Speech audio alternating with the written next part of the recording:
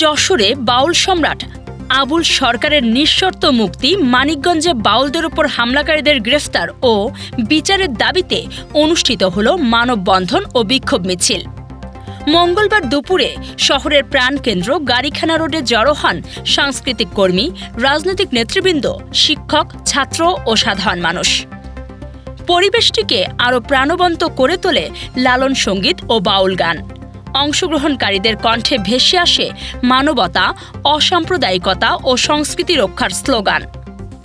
বক্তারা অভিযোগ করেন, মানিকগঞ্জে পুলিশের উপস্থিতিতেই বাউল শিল্পীদের ওপর নৃশংস হামলা হয়েছে, আর বাউল সম্রাট আবুল সরকারকে মিথ্যা মামলায় অন্যায়ভাবে গ্রেফতার করে কারাবন্দী রাখা হয়েছে।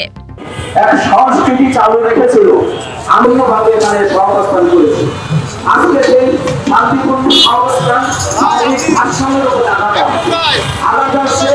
এই চেতনা বাহিরে আঘাত করছে। আপনারা জানেন, যারা ধর্মান্ধতা এবং ধর্ম ব্যবসার নামে এই দেশের সংস্কৃতিকে একটা বদ্ধ জলাশয়ে পরিণত করতে চায়।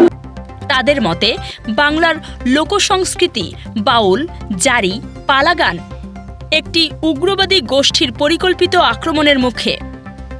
এই হামলা শুধু শিল্পীদের ওপর নয়, এটি দেশের সংস্কৃতি ও মানবিক পরিচয়ের ওপর সরাসরি আঘাত।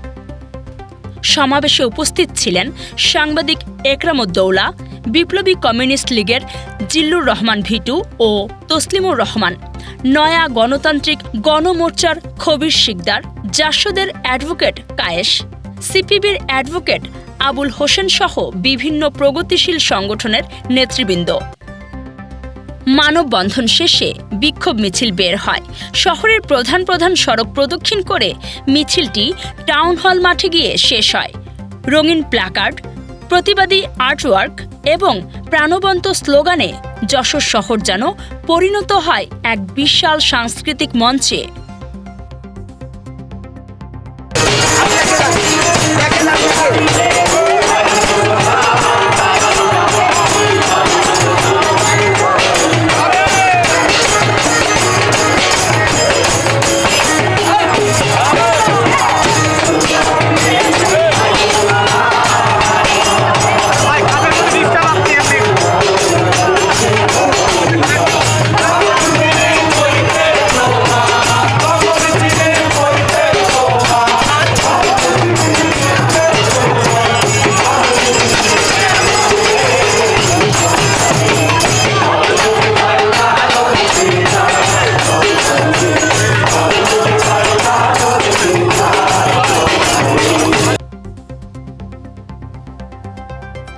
কাজী সাইমা, রাত দিন নিউজ।